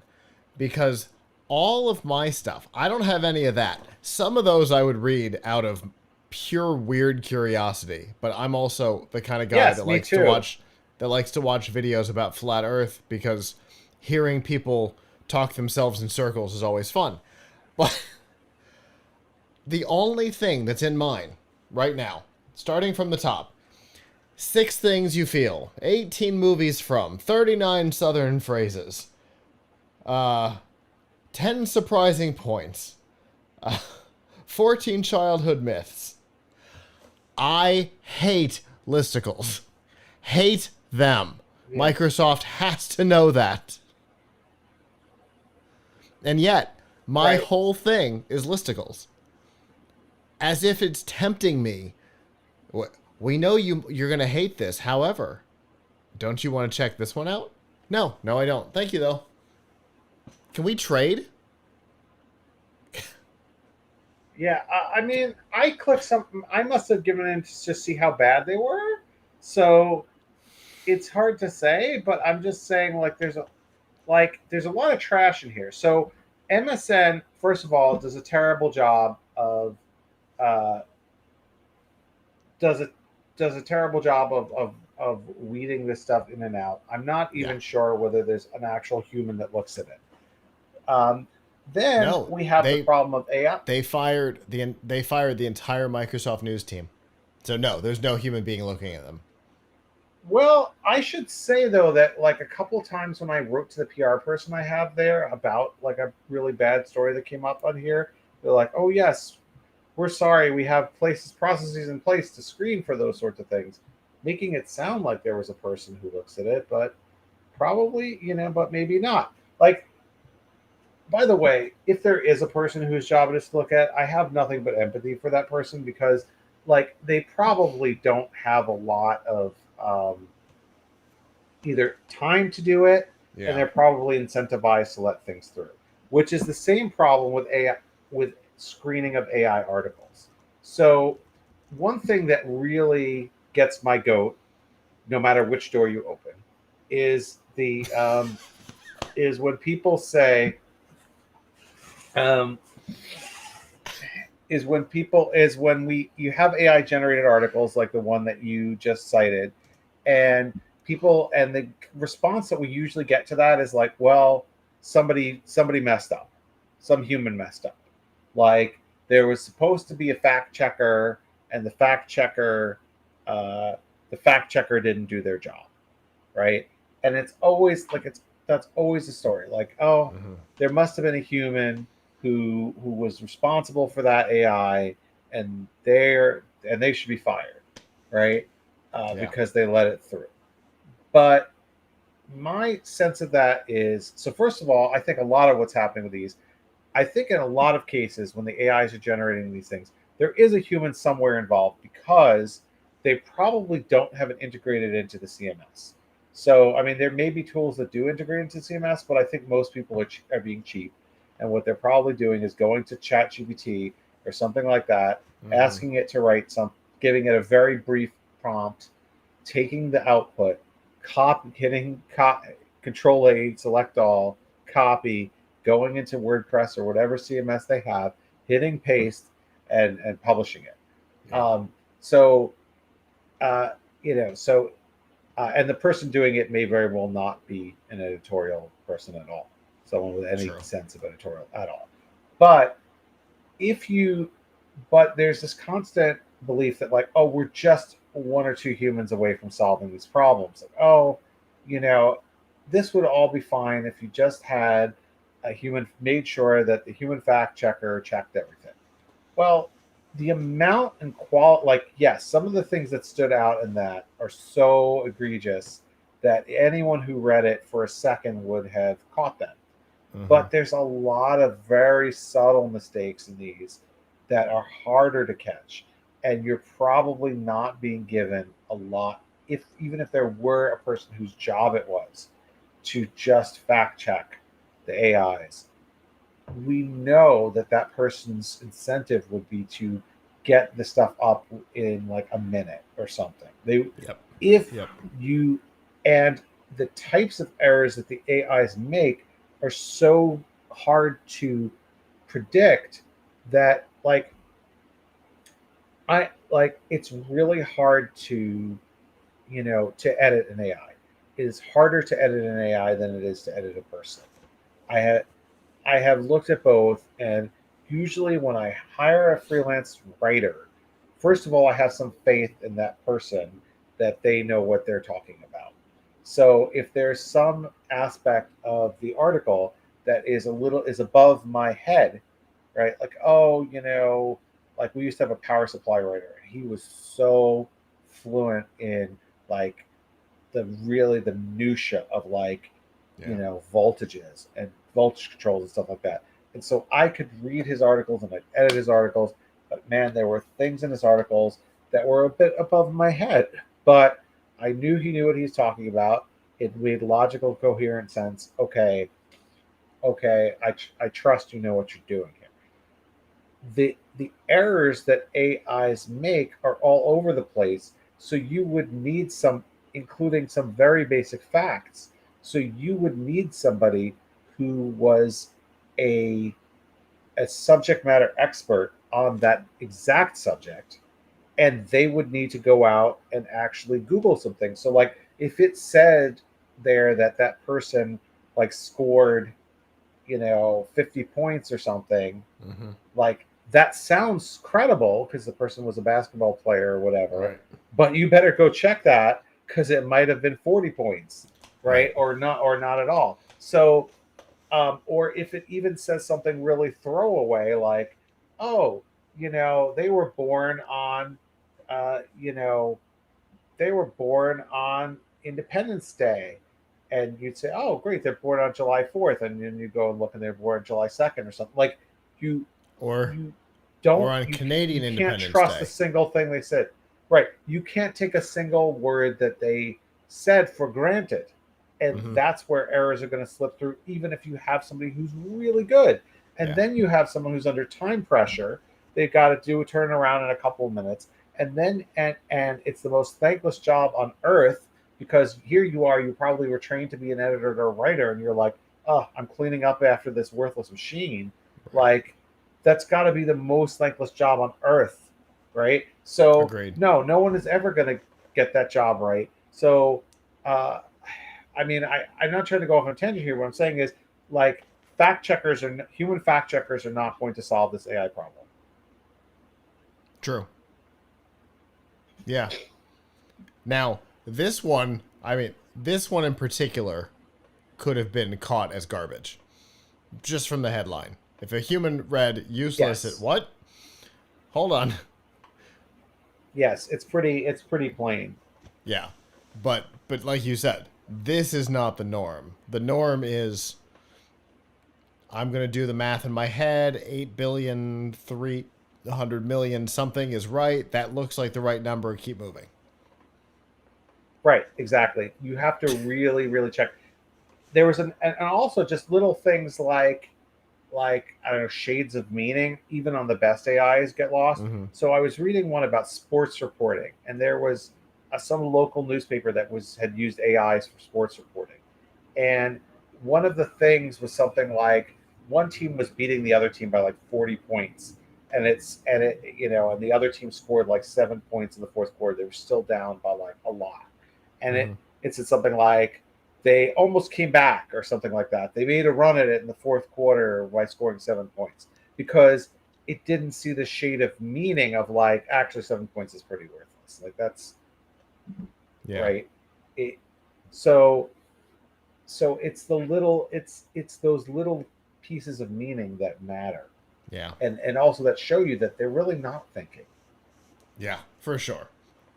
Well, I mean, if you need a good example that computers and AIs are not thinking, calling a recently deceased man useless, certainly one of them. And there's a number, like you said, there's a number of things that come out of this. For me, the most important is Microsoft's got to figure out its partner program, because yikes is all I have to say about that.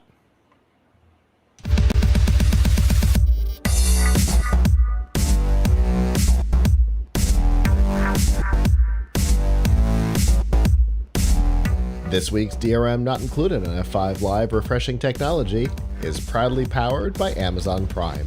We all know that you get free shipping on millions of products with Amazon Prime, but you get a whole lot more.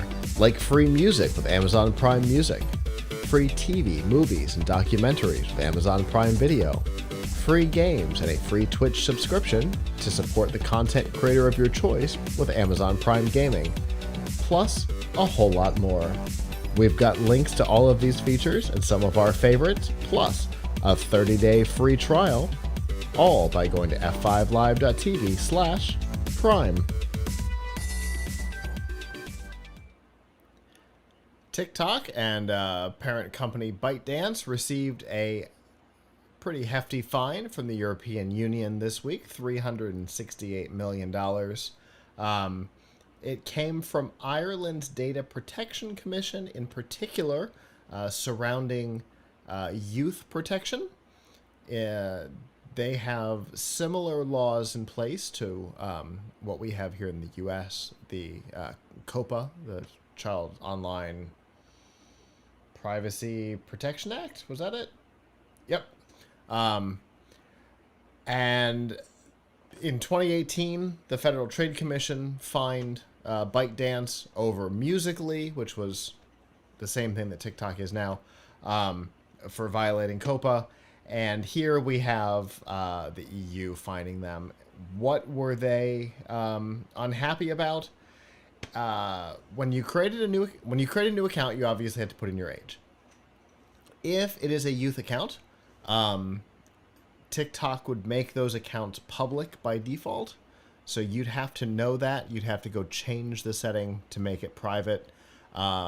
When you posted a new video, it would also default new posts to public for children's accounts. That obviously makes no sense. It's a huge privacy violation for children. Another one was part of the family pairing feature. So a kid's account gets paired to a parent's account. The parent can then make changes to the kid's app settings and account settings. One of the settings that they allowed the parent to change without even informing the kid was turning on public messaging, which is obviously not great. All of a sudden you're receiving messages from people you don't know when you're 13, and you were pretty sure that you had it set so you couldn't receive public messages. And, you know, people messaging kids on these platforms can get real dicey real quick. So not even informing them was a problem. TikTok responded saying that they did not believe that these that this fine was appropriate, in particular because all of the violations mentioned in the fine had been resolved before the investigation began. That, however, does not absolve you from mistakes of the past. Just because you've cleaned up your act now does not necessarily mean that you did not make mistakes in the past. So it looks like this is going to go ahead, $368 million fine to TikTok. We've known about these issues for a long time. Like I said, the FTC sued and fined them for literally the same issues in 2018. So this isn't something that wasn't already known when this investigation began. So for me, Avram, I think this totally makes sense. Yeah. I mean, you gotta punish them. I mean, if you commit a crime, you gotta get. It doesn't matter if you did, if you change the rule. Otherwise, everybody could just wait until they're caught and be like, "Oh yeah, no problem, no harm, no foul," right? So yeah, they have to look out. Like they have to look out for kids' privacy. Look out for everybody's privacy. Mm-hmm. So, hopefully this chastens them somewhat. I mean, that's a good amount of money. So, if it's not a good amount of money, then it's not going to chasten them, right? So, yeah, I mean, and so we look at this: 368 million, 368, yeah, 368 from the EU, compared to 5.7 million from the Federal Trade Commission in 2018, and 15.7 million from the UK in April of this year. The EU is saying, we want you to remember this one. Yeah, I mean, heck, all they would have needed to do, all ByteDance would have needed to do is just hold a casino ransom, and they could have paid off the other two debts.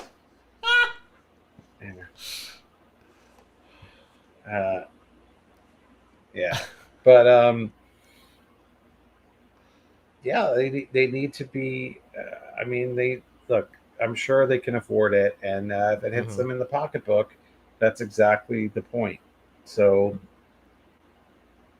Yeah, and gotta 368 is a large amount of money. I mean, even for, let's to go back to your reference, let's say MGM at $18 million a day was what they were losing. Even at $18 million a day, this is a lot of days, right? Yes. So yes. it is something that's going to leave a mark. Yeah, absolutely. So, hopefully it gets them to continue to clean up their act. Like, I'm not one that thinks that TikTok should be banned. I think, there's a lot of social media that's doing that's messing with people's privacy, and I think some of the panic about TikTok is a bit overblown, and also is kind of, I don't know, it's kind of smacks of people trying to sort of like look the other way when American businesses, social media companies do stuff, but this is a one that's based in China, so therefore we're going to crack down on them. I mean, so I don't know enough about their ties to the Chinese government or whatever, but I feel like there's a lot of people who want TikTok to fail because it's a competitor. Sure. And but like everybody else, they have to be held to account. Yep, and it looks like that is exactly what happened here.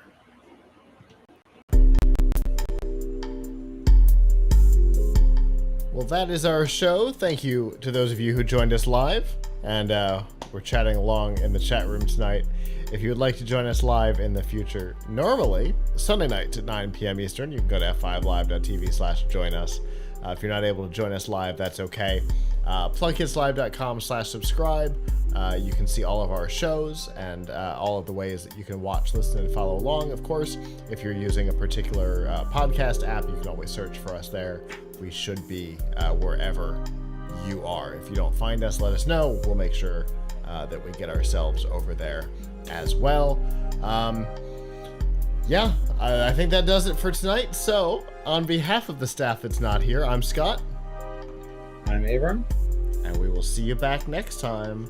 Ciao.